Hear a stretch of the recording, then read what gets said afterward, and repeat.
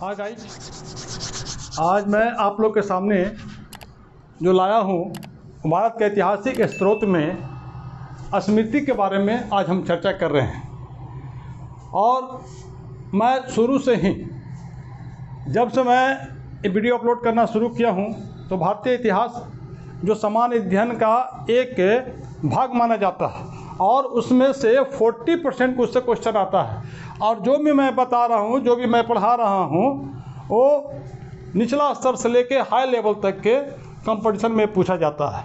तो आज मैं जो चर्चा करने जा रहा हूँ, इसलिए कि परीक्षा धीरे धीरे बहुत तनाव युक्त होते जा रहा है। अगर सही ढंग से तैयारी अगर नहीं करते हैं तो संभावना है कि रिजल्ट होने की संभावना नहीं है। तो इसलिए आज जो मैं इतिहास से संबंधित जो समान अध्ययन का जो प्रश्न जो मैं लाया हूँ, जिसके ऊपर मैं चर्चा करूँगा, उसका जो है उसका नाम है स्मृति या स्मृतियाँ।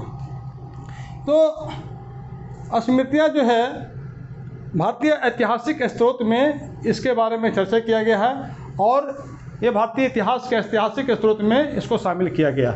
जब भारतीय इतिहास के स्रोत के बारे में नहीं जानेंगे तो इतिहास को हम कैसे लिखेंगे। तो यहाँ पर सबसे बड़ी बात है कि जो मैं आज चर्चा करूँगा वो स्मृतियाँ हैं। तो स्मृति में आप जानते हैं कि बहुत सा स्मृतिकार हुए। मनु स्मृति, याज्ञवल्क्य स्मृति, नारद स्मृति, पराशर स्मृति, बृहस्पति स्मृति, कात्यायन स्मृति, संवर्त स्मृति, बहुत सारी ऐसी स्मृतियाँ हुई, स्मृति लिखे, जिसको वो कब लिखा गया, क्यों लिखा गया, है ना, उसको स्मृति को हम लोग क्या कहते हैं, इसके बारे में चर्चा करेंगे। इसलिए इसको हम पहले से बोर्ड पर लिख दिए हैं ताकि बढ़िया से एकदम एक एक अक्षर को, एक एक शब्द को मैं तोड़ तोड़ के बता सकूं। तो इसलिए यहाँ पर देखिए स्मृति के बारे में हम चर्चा कर रहे हैं। क्या है? स्मृतियाँ के बारे में हम चर्चा कर रहे हैं। तो देखिए यहाँ पर जो है स्मृतियों को हम लोग धर्मशास्त्र भी कहते हैं। क्या कहते हैं? स्मृतियों को हम लोग क्या कहते हैं? धर्मशास्त्र भी कहते हैं। क्या कहा जाता है इसको भाई? स्मृति को हम लोग धर्मशास्त्र कहते हैं। इसको क्या कहते हैं? स्मृति को धर्मशास्त्र भी कहते हैं। तो यहाँ देखिए स्मृतियों का उदय कब हुआ? स्मृतियों को जो है उदय कब हुआ? तो ये सूत्र काल के बाद हुआ। कब हुआ? सूत्र काल के बाद हुआ। स्मृतियों का उदय कब हुआ? तो सूत्र काल के बाद स्मृतियों का निर्माण हुआ, उसका उदय हुआ। तो सूत्र काल कहते हैं किसको? सूत्र काल किसको कहते हैं? तो वैदिक काल। वैदिक काल का कब था सेशन? तो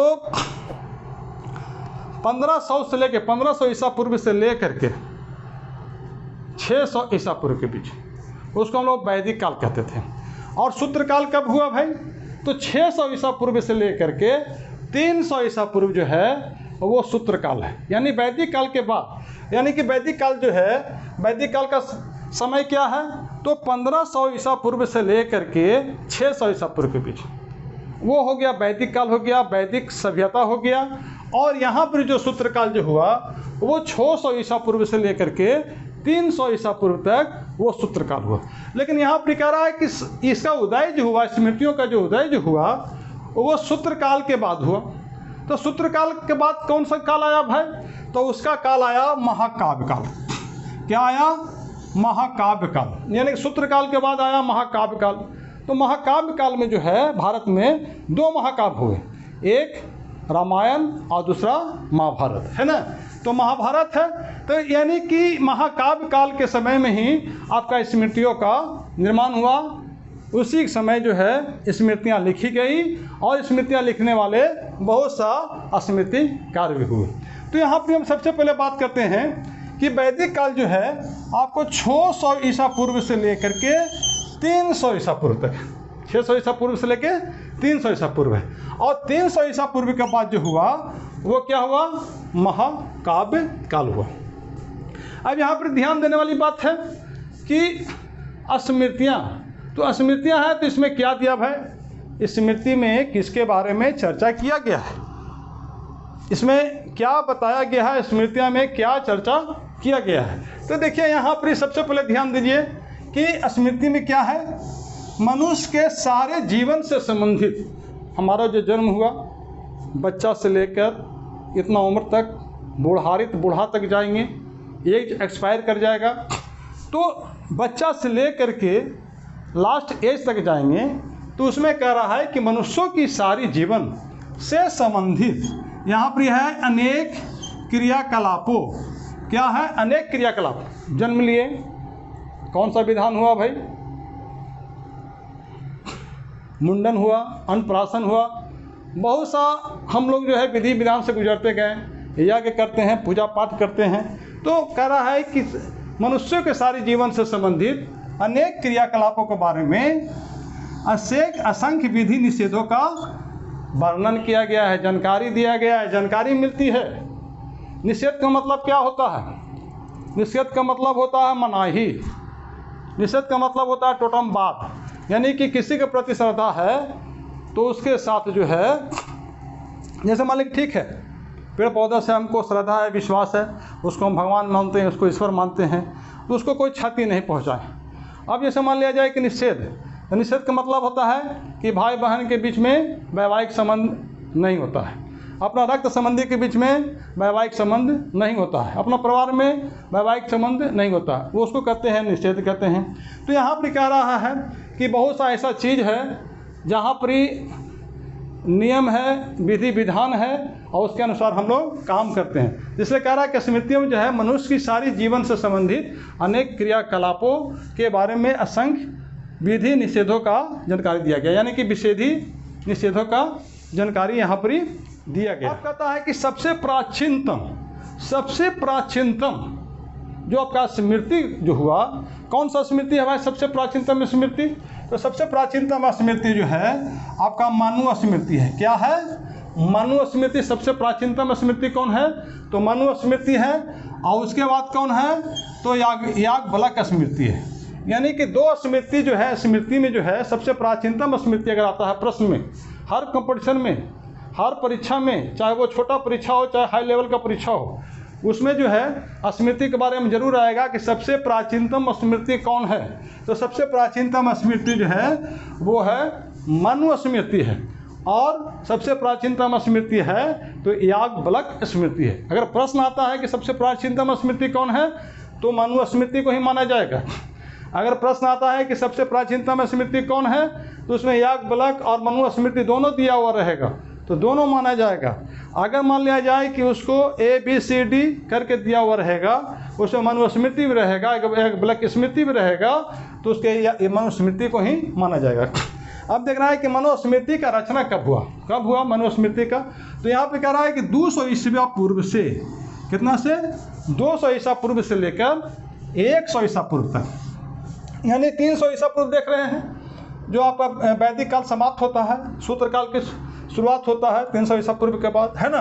तो 200 ईसा पूर्व में, 200 ईसा पूर्व से लेकर 100 ईस्वी के मध्य, यानी कि ईसा मसीह के जन्म के बाद तक आपका मनुस्मृति की रचना हुई है, इसके बीच में, है ना। और याज्ञवल्क भी है, सबसे प्राचीनतम स्मृति है।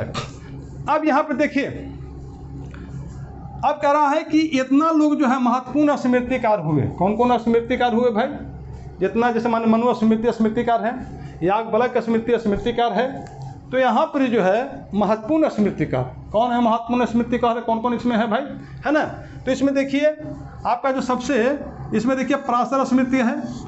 पराशर जो है स्मृतिकार है, वो भी स्मृति, यानी कि वो भी किताब लिखे हैं, पुस्तक लिखे हैं, स्मृतियाँ लिखे हैं, है ना।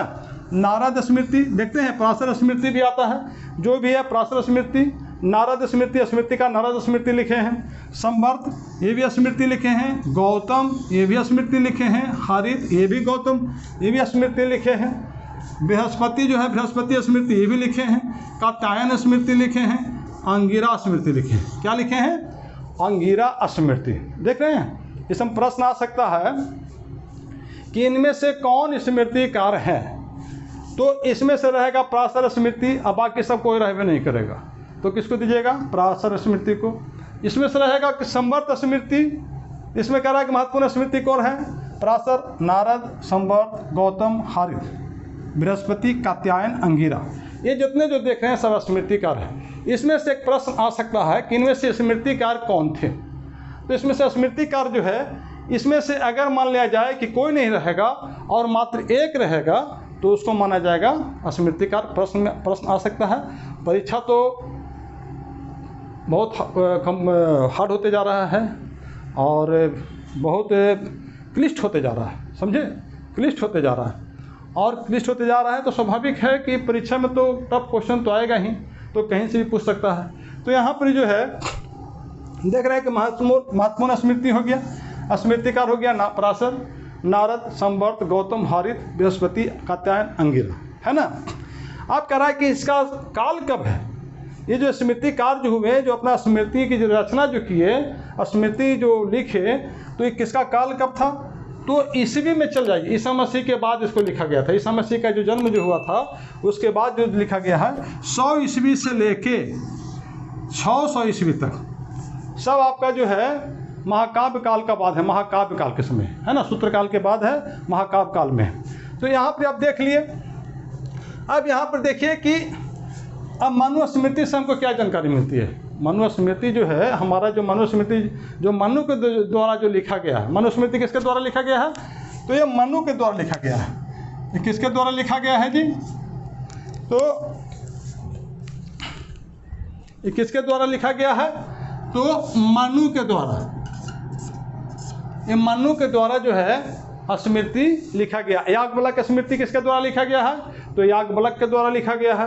पराशर स्मृति किसके द्वारा लिखा गया था, पराशर के द्वारा। जितने जो नाम है वो अपना अपना स्मृति का नाम दिए। अब यहाँ पर कह रहा है कि मनुस्मृति से हमको क्या जानकारी मिलती है भाई, तो उसमें कह रहा है कि उस समय भारत के बारे में राजनीतिक, सामाजिक, धार्मिक स्थिति के बारे में हमको जानकारी मिलती है। किसकी जानकारी मिलती है, उस समय जिस समय मनुस्मृति की रचना हुई 200 ईसा पूर्व से लेकर 100 ईस्वी के बाद, 100 ईस्वी के मध्य में, तो उस समय जो भारत की जो स्थिति जो थी राजनीतिक, सामाजिक, धार्मिक, उसके बारे में जानकारी हमको मिलती है कि उस समय का स्थिति कैसे थी, उस समय लोगों का रहन सहन कैसा था, उनकी धार्मिक स्थिति कैसी थी, सामाजिक स्थिति कैसी थी, राजनीतिक स्थिति कैसी थी, जो मनुस्मृति में इसके बारे में चर्चा किया। मनु के द्वारा इसको जो है लिखा जाता है। प्रश्न आता है बार बार कि मनुस्मृति का रचनाकार कौन है, तो मनु, है ना। सबसे प्राचीनतम स्मृति कौन है, तो मनुस्मृति। सबसे प्राचीनतम स्मृति कौन है, दो गौ रहेगा, तो मनुस्मृति, याज्ञवल्क्य स्मृति। पूछेगा कि इसकी रचना कब हुई मनुस्मृति का, तो 200 ईसा पूर्व से लेके 100 ईस्वी के मध्य में, है ना। सबसे प्राचीनतम स्मृति है। महत्वपूर्ण स्मृति के बारे में चर्चा कर दिए। अब यहाँ पर देखिए मनुस्मृति पर भाष्य किसने लिखे।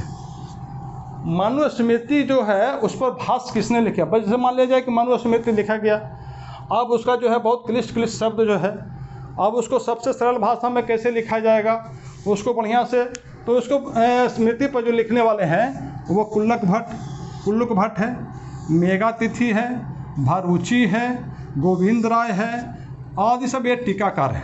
देख रहे हैं ना, ये सब स्मृतिकार है और ये लोग टीकाकार है।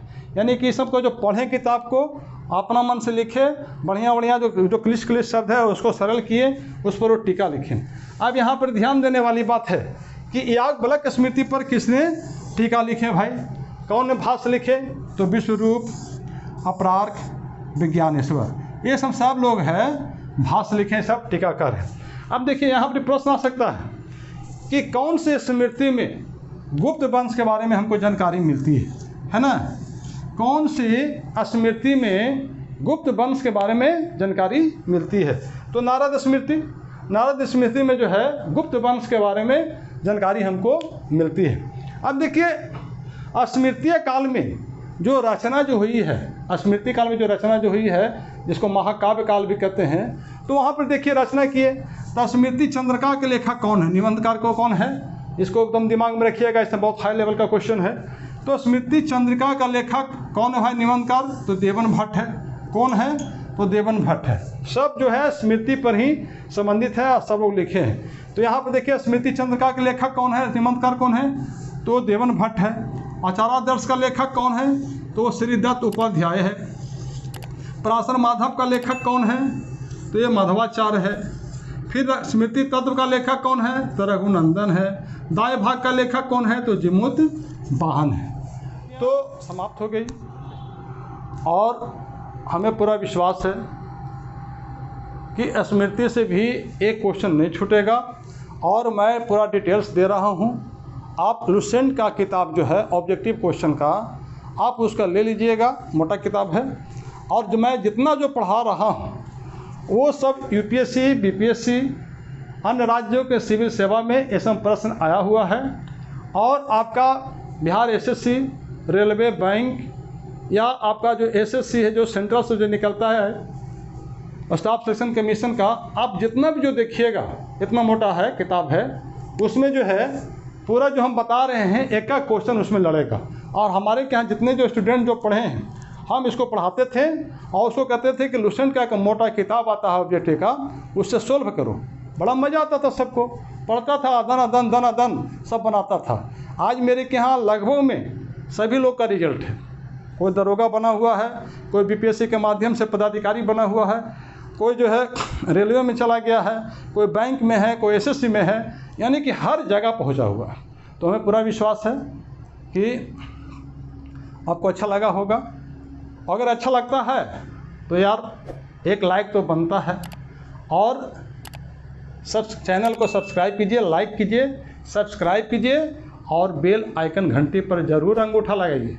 बस अगर आप लोग लाइक कीजिएगा तो हमको प्रोत्साहन मिलेगा और हम अच्छी अच्छी जानकारी देते रहेंगे, वीडियो अपलोड करते रहेंगे। आप लोग का प्यार अगर मिलता रहेगा तो मैं वीडियो अपलोड करता रहूँगा, इसलिए एक लाइक बनता है। सब्सक्राइब ज़रूर कीजिए और बेल आइकन घंटी ज़रूर दबाइए।